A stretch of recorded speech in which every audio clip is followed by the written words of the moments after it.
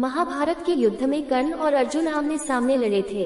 कर्ण के पास परशुराम द्वारा दिया गया विजय धनुष था, तो अर्जुन के पास मयासुर या अग्निदेव द्वारा दिया गया गांडीव धनुष। दोनों के ही तरकश में सभी तरह के दिव्यास्त्र थे, लेकिन कहते हैं कि कर्ण का धनुष अर्जुन के धनुष से कहीं ज्यादा बेहतर था।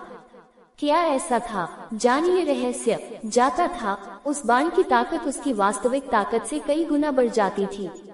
कहते हैं कि किसी धनुष के प्राण उसकी प्रत्यंचा में होती है और विजय धनुष की प्रत्यंचा इतनी मजबूत थी कि उसे दुनिया के किसी भी अस्त्र और शस्त्र से नहीं काटा जा सकता था।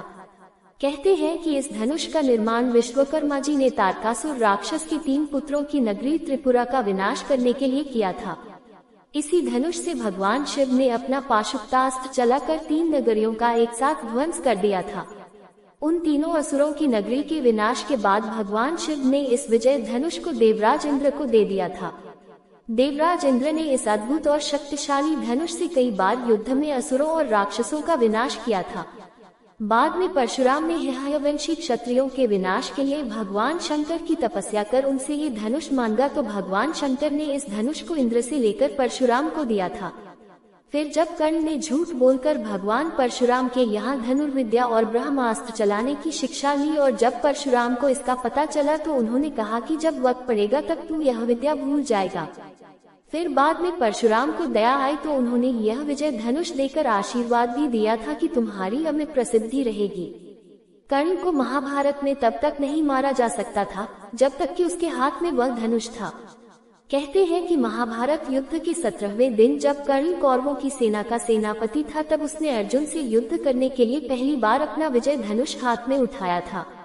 कर्ण और अर्जुन का भयानक युद्ध हुआ, लेकिन युद्ध का कोई परिणाम नहीं निकल रहा था, बल्कि अर्जुन के सारे प्रयास विफल होते जा रहे थे।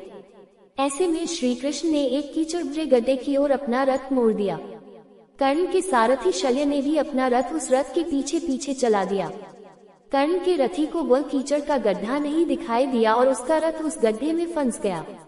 तब कर्ण अपने धनुष को रथ में ही छोड़कर गड्ढे में फंसे रथ के पहिए को निकालने लगे।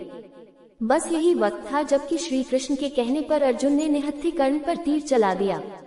भगवान श्री कृष्ण इस बात को जानते थे कि यदि यह मौका चूके तो फिर अर्जुन को बचाना मुश्किल होगा। इसीलिए उन्होंने ये कठिन फैसला तुरंत ही लिया, जो कि युद्ध के नियमों के विरुद्ध था। वैसे भी सबसे पहले तो युद्ध के नियम कौरवों ने ही तोड़े थे, निहत्थे अभिमन्यु को मारकर। महाभारत में अर्जुन को सबसे शक्तिशाली वीर योद्धाओं में से एक माना जाता है। कहा जाता है कि अर्जुन अपना गांडीव नामक धनुष चलाने में इतने कुशल थे कि एक साथ कई योद्धाओं को हरा देते थे। कुरुक्षेत्र के युद्ध में भी अर्जुन ने एक साथ कई योद्धाओं को पराजित किया था। महाभारत में अर्जुन ही नहीं बल्कि कर्ण का नाम भी सबसे महान योद्धाओं में शामिल किया जाता है। कर्ण के पास विजय नाम का धनुष था, जिससे कर्ण अपने विरोधियों को धूल चटा देते थे।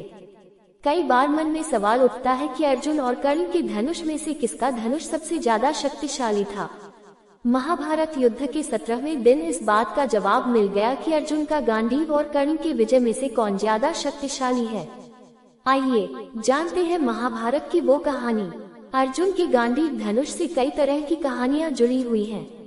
एक कहानी के मुताबिक अर्जुन को गांडीव नाम का धनुष खांडवप्रस्थ के वन से मिला था। महाभारत की कहानी के अनुसार अर्जुन के अलावा इस गांडीव को कोई भी उठा नहीं सकता था। श्री कृष्ण ने गांडीव धनुष उठाकर अर्जुन को देते हुए कहा था कि अर्जुन, तुम्हारे अलावा इस गांडीव को कोई उठा नहीं सकता, इसलिए इस धनुष के अधिकारी तुम हो।